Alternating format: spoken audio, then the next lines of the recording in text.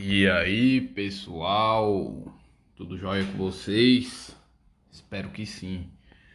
Hoje é dia 21 de julho de 2021 e estamos no nosso 11º dia de leitura da Bíblia.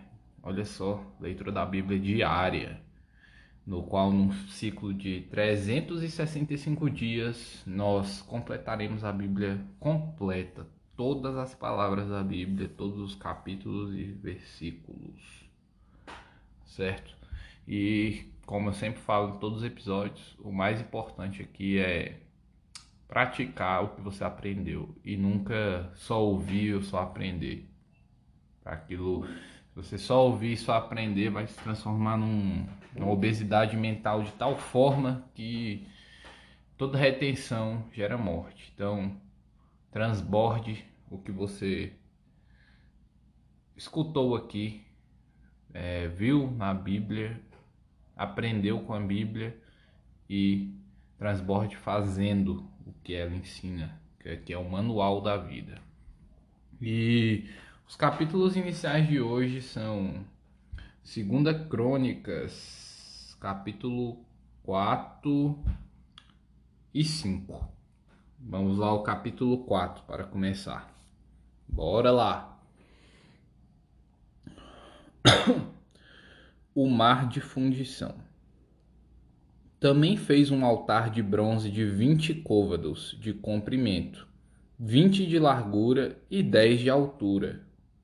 Fez também o mar de fundição redondo, de 10 côvados de uma borda até a outra borda, e de 5 de altura. E um fio de 30 côvados era medido de sua circunferência. Por baixo da sua borda, em redor, havia figuras de colossíntidas, 10 em cada côvado. Estavam em 2 fileiras, fundidas quando se fundiu o mar. Assentava-se o mar sobre 12 bois. 3 olhavam para o norte, 3 para o ocidente, 3 para o sul e 3 para o oriente. O mar apoiava-se sobre eles, cujas partes posteriores convergiam para dentro. A grossura dele era de 4 dedos e a sua borda como borda de copo, como flor de lírios. Comportava 3.000 batos. Outros utensílios para o templo. Versículo 6. Também fez 10 pias e pôs 5 à direita e 5 à esquerda, para lavarem nelas o que pertencia ao holocausto. O mar, porém, era para que os sacerdotes se lavassem nele. Fez também 10 candeeiros de ouro, segundo fora ordenado, e o pôs no templo, 5 à direita e 5 à esquerda. Também fez 10 mesas e as pôs no templo, 5 à direita e 5 à esquerda. Também fez 100 bacias de ouro. Fez o pátio dos sacerdotes e o pátio grande, como também as portas deles, as quais cobriu de bronze. E o mar pôs ao seu lado direito, para o lado sudeste. Depois fez Irão as panelas, e as pás, e as bacias. Assim terminou ele de fazer a obra para o rei Salomão, para a casa de Deus. As 2 colunas, os 2 globos, os 2 capitéis que estavam no alto das 2 colunas. As 2 redes para cobrirem os 2 globos dos capitéis que estavam no alto das colunas. As 400 romãs para as 2 redes, isto é, 2 fileiras de romãs para cada rede, para cobrirem os 2 globos dos capitéis que estavam no alto das colunas. Fez também os suportes e as pias sobre eles, o mar com os 12 bois por baixo. Também as panelas, as pás, os garfos e todos os utensílios fez Irão Abi para o rei Salomão, para a casa do Senhor, de bronze purificado. Na planície do Jordão, o rei os fez fundir em terra barrenta, entre Sucote e Zereda. Fez Salomão todos estes objetos em grande abundância, não se verificando o peso de seu bronze. Também fez Salomão todos os utensílios do santo lugar de Deus, o altar de ouro e as mesas, sobre as quais estavam os pães da proposição, e os candeeiros com as suas lâmpadas de ouro puro, para as acenderem, segundo o costume, perante o Santo dos Santos. As flores, as lâmpadas e as tenazes era do mais fino ouro, como também as espevitadeiras, as bacias, as taças e os incensários, de ouro finíssimo. Quanto à entrada da casa, as suas portas de dentro do Santo dos Santos e as portas do santo lugar do templo eram de ouro. Dádivas de Davi colocadas no templo. Capítulo 5. Assim se acabou toda a obra que fez o rei Salomão para a casa do Senhor. Então trouxe Salomão as coisas que Davi, seu pai, havia dedicado: a prata, o ouro e os utensílios. Ele os pôs entre os tesouros da casa de Deus. Salomão traz para o templo a arca. Versículo 2. Congregou Salomão os anciãos de Israel e todos os cabeças das tribos e os príncipes das famílias dos israelitas em Jerusalém, para fazerem subir a arca da aliança do Senhor, da cidade de Davi, que é Sião, para o templo. Todos os homens de Israel se congregaram junto ao rei na ocasião da festa, que foi no 7º mês. Vieram todos os anciãos de Israel e os levitas tomaram a arca e levaram para cima com a tenda da congregação e também os utensílios sagrados que nela havia. Os levitas sacerdotes é que os fizeram subir. O rei Salomão e toda a congregação de Israel que se reuniram a ele estavam diante da arca, sacrificando ovelhas e bois que, de tão numerosos, não se podiam contar. Puseram os sacerdotes a arca da aliança do Senhor no seu lugar, no santuário mais interior do templo, no Santo dos Santos, debaixo das asas dos querubins. Pois os querubins estendiam as asas sobre a arca e do alto cobriam a arca e os seus varais.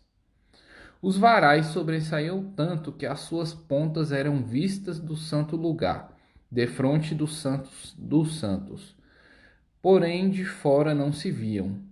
Aí estão os varais até o dia de hoje. Nada havia na arca senão as 2 tábuas que Moisés ali pusera junto a Horebe, quando o Senhor fez aliança com os filhos de Israel ao saírem do Egito. Quando saíram os sacerdotes do santuário, porque todos os sacerdotes que estavam presentes se santificaram, sem respeitarem os seus turnos. E quando os levitas, que eram cantores, isto é, Asaf, Emã, Geduntum, e os filhos e irmãos deles, vestidos de linho fino, estavam de pé, para o oriente do altar, com símbolos, alaúdes e harpas, e com eles até 120 sacerdotes, que tocavam as trombetas. E quando em uníssono, a um tempo, tocaram as trombetas e cantaram para se fazerem ouvir, para louvarem o Senhor e render-lhe graças. E quando levantaram eles a voz com trombetas, símbolos e outros instrumentos músicos, para louvarem o Senhor, porque ele é bom, porque a sua misericórdia dura para sempre. Então sucedeu que a casa, a saber, a casa do Senhor, se encheu de uma nuvem, de maneira que os sacerdotes não podiam estar ali para ministrar, por causa da nuvem, porque a glória do Senhor encheu a casa de Deus. Epístola de Paulo aos Romanos, capítulo 7. A analogia do casamento. Porventura, ignorais, irmãos, pois fala aos que conhecem a lei, que a lei tem domínio sobre o homem toda a sua vida? Ora, a mulher casada está ligada pela lei ao marido enquanto ele vive. Mas, se o mesmo morrer, desobrigada ficará da lei conjugal. De sorte que será considerada adúltera se, vivendo ainda o marido, unir-se com outro homem. Porém, se morrer o marido, estará livre da lei e não será adúltera, se contrair novas núpcias. Assim, meus irmãos, também vós morrestes relativamente à lei, por meio do corpo de Cristo, para pertencerdes a outro, a saber, aquele que ressuscitou dentre os mortos, a fim de que frutifiquemos para Deus. Porque quando vivíamos segundo a carne, as paixões pecaminosas, postas em realce pela lei, operavam em nossos membros, a fim de frutificarem para a morte. Agora, porém, libertados da lei, estamos mortos para aquilo que estávamos sujeitos, de modo que servimos em novidade de espírito e não na caducidade da letra. A lei e o pecado. Versículo 7. Que diremos, pois? É a lei do pecado? De modo nenhum. Mas eu não teria conhecido o pecado, senão por intermédio da lei. Pois não teria eu conhecido a cobiça, se a lei não dissera, não cobiçarás. Mas o pecado, tomando ocasião pelo mandamento, despertou em mim toda sorte de concupiscência, porque sem lei está morto o pecado. Outrora, sem a lei, eu vivia, mas sobrevindo o preceito, reviveu o pecado, e eu morri. E o mandamento que me fora para a vida, verifiquei que este mesmo se me tornou para a morte. Porque o pecado, prevalecendo-se do mandamento, pelo mesmo mandamento, me enganou e me matou. Por conseguinte, a lei é santa, e o mandamento santo e justo e bom. Acaso o bom se me tornou em morte? De modo nenhum. Pelo contrário, o pecado, para revelar-se como pecado por meio de uma coisa boa, causou-me a morte, a fim de que, pelo mandamento, se mostrasse sobremaneira maligno. Porque bem sabemos que a lei é espiritual. Eu, todavia, sou carnal, vendido à escravidão do pecado. Porque nem mesmo compreendo o meu próprio modo de agir, pois não faço o que prefiro, e sim o que detesto. Ora, se faço o que não quero, consinto com a lei que é boa. Neste caso, quem faz isto já não sou eu, mas o pecado que habita em mim. Porque eu sei que em mim, isto é, na minha carne, não habita bem nenhum, pois o querer o bem está em mim, não porém o efetuá-lo. Porque não faço o bem que prefiro, mas o mal que não quero, esse faço.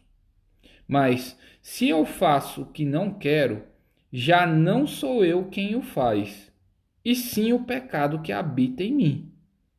Então, ao querer fazer o bem, encontro a lei, de que o mal reside em mim.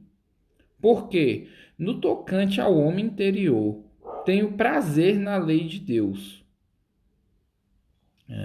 Mas vejo nos meus membros outra lei que, guerreando contra a lei da minha mente, me faz prisioneiro da lei do pecado que está nos meus membros. Desventurado homem que sou! Quem me livrará do corpo dessa morte? Graças a Deus por Jesus Cristo, nosso Senhor. De maneira que eu, de mim mesmo, com a mente, sou escravo da lei de Deus, mas, segundo a carne, da lei do pecado. Salmos, capítulo 17. Súplica pela proteção divina. Oração de Davi. Ouve, Senhor, a causa justa e atende ao meu clamor. Dá ouvidos à minha oração, que procede de lábios não fraudulentos. Baixa à tua presença o julgamento a meu respeito. Aos teus olhos veem com equidade. Sonda-me o coração, de noite me visitas. Prova-me no fogo, e a iniquidade nenhuma encontras em mim. A minha boca não transgride. Quanto às ações dos homens, pela palavra dos teus lábios, eu me tenho guardado dos caminhos do violento. Os meus passos se afizeram às tuas veredas, e os meus pés não se resvalaram. Eu te invoco, ó Deus, pois tu me respondes. Inclina-me os ouvidos e acode às minhas palavras. Mostra as maravilhas da tua bondade, ó Salvador, dos que à tua destra buscam refúgio, dos que se levantam contra eles. Guarda-me como a menina dos olhos, esconde-me à sombra das tuas asas, dos perversos que me oprimem, inimigos que se assediam de morte. Insensíveis cerram o coração, falam com lábios insolentes, andam agora cercando os nossos passos e fixam em nós os olhos para nos deitar por terra. Parecem-se com o leão, ávido por sua presa, ou um leãozinho que espreita de emboscada.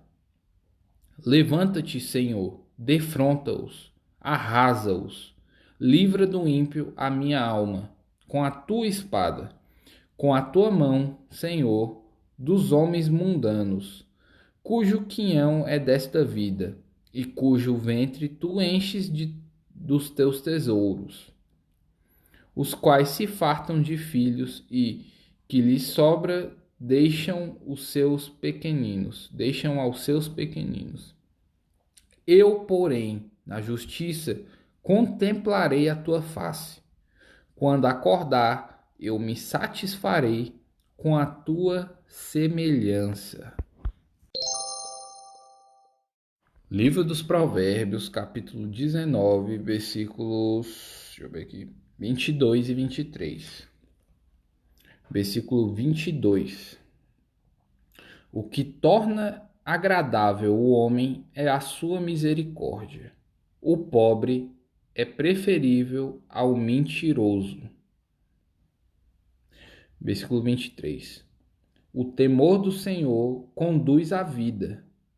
Aquele que o tem ficará satisfeito, e mal nenhum o visitará. Bem, pessoal, esse foi o episódio, o Leitura Bíblica Diária do dia 21 de julho de 2021. Espero que você esteja praticando. Se você chegou aqui de paraquedas, tem aí os outros episódios. Tá no 11º dia ainda, dá tempo de você fazer uma maratona e acompanhar aí o restante. Lembrando que não tem o objetivo de te alienar aqui, é só um incentivo para que você pegue a sua Bíblia e leia aí.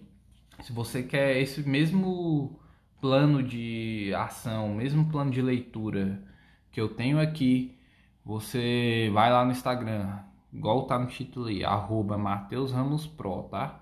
E me peça lá que eu te enviarei escaneado. Sucesso a todos, tenham um ótimo dia e Lesh Lehar.